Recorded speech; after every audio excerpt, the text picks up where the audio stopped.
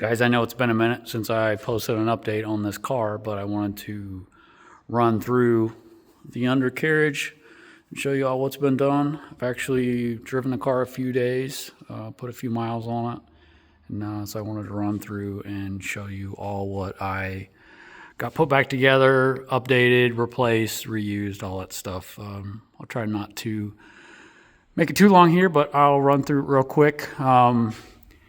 E36 steering rack out of that car, all new lines, boots, outer tie rod ends have all been replaced. You saw me messing with the struts. The new conies are installed, new backing plates, new rotors, pads, rebuilt calipers on a couple of them. A couple of them I had to replace. One of them I had to replace. The bleeder was broken, couldn't get out. New brake lines, control arms, bushings. As we move back, the exhaust are reused. You'll see the manual swap is in and done. Transpan is replaced.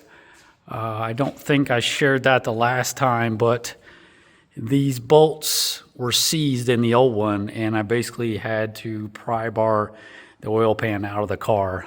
It was a nightmare.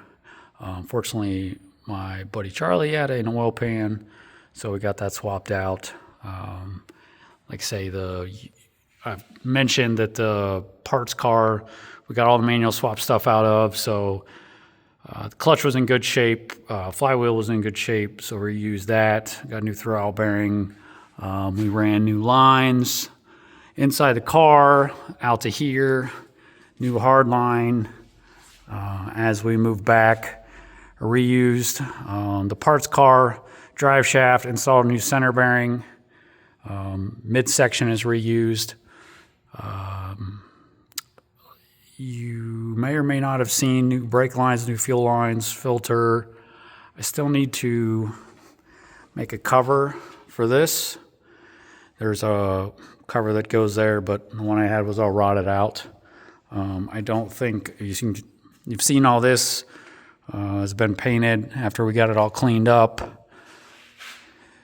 This is the exhaust for now. Both of the flanges here were rotted off. This one you can replace. This one was behind a flange, so I found a BMW clamp to make that work, cut the old one off here. So this is what we're working with now. Come on back here. Original catback, which is way too quiet for this car, so I'm working on a solution for that. New clamps on both sides. And again, almost everything back here has been replaced. We got a used subframe, new lower arm. You saw the blasted upper arm, new Coney shocks, new bushings, mounts. I think these are new bushings here. But we got new ball joints, backing plates, again, rebuilt calipers, new brake pads, new rotors, new brake lines, new parking brake cables. What else? I got good used straps. Obviously, the fuel tank was reused. Reused the axles, got those cleaned up.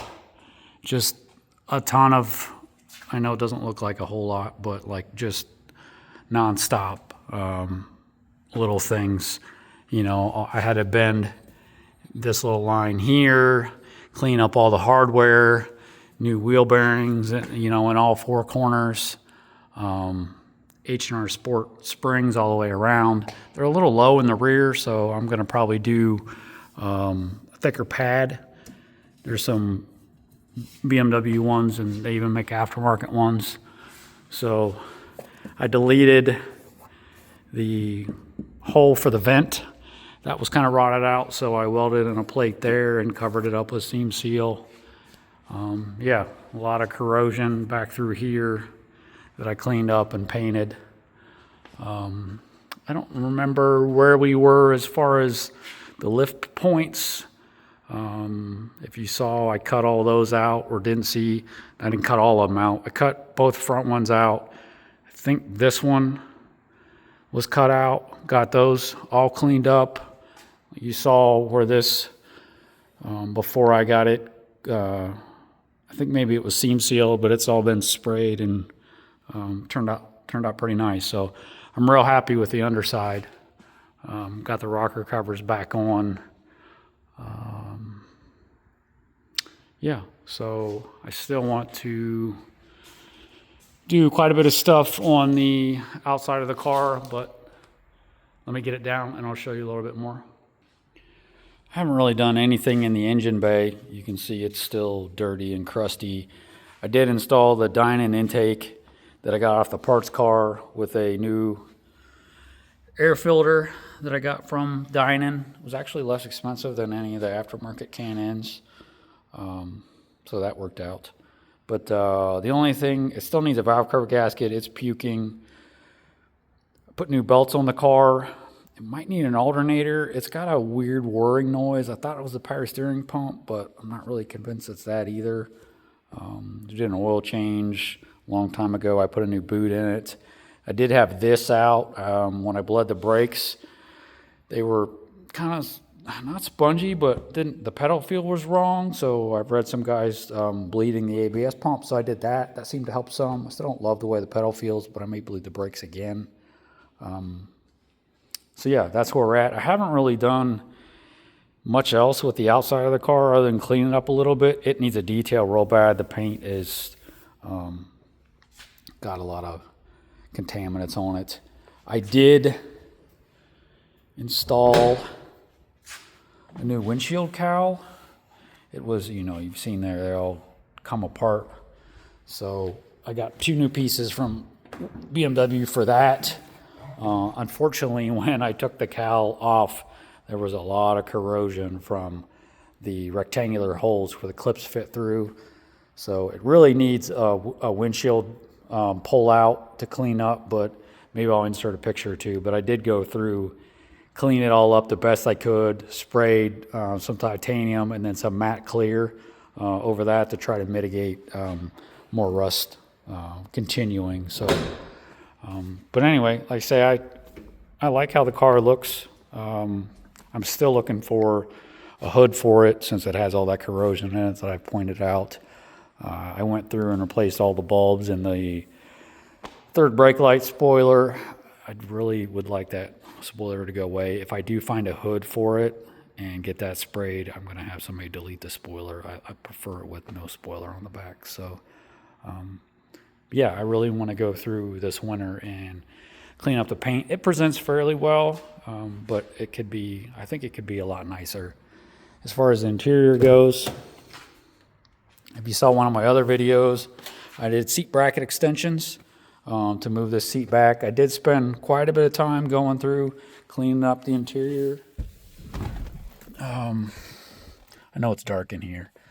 The only thing I've really done is a different head unit. The Alpine head unit that was in here doesn't have aux-in or Bluetooth. I got an adapter, couldn't get it to work, so I just stuck in this old head unit that I had out of another car. So yeah, I still need to pull the steering wheel, pull the cluster, pull the bulb for the automatic transmission light. But other than that, you see I got a couple boots and the shift knob that I like. I know it says 6-speed, but I just like this knob, so it's going to stay in the car for now. But yeah, that's really all that's going on the inside of this. Like I say, I want to do an aftermarket wheel. I haven't decided. Well, I kind of have an idea what I'm going to do. I'm hoping for a Black Friday sale on that. Yeah, that's really all I got going on. I did today. When I got this car, it had an Alpine sub and an amp. And then this amp is for the component set and the doors. And they were mounted here and here. And then I think the sub box was sitting here. And I really didn't want all that in the car. So I pulled the sub and the sub amp out and then cleaned all this area up, mounted the component amp on the back of the seat, and I cleaned up okay. I can use the trunk now and it was a wiring mess, blah, blah, blah. So anyway, I'm happy with how that turned out. Sounds pretty good with just the door speakers through Bluetooth on the phone. So anyway, I will quit yapping. I'm at 10 minutes. So I'll spend a little bit more time on this and make another update when there's something worth noting. Have a good night.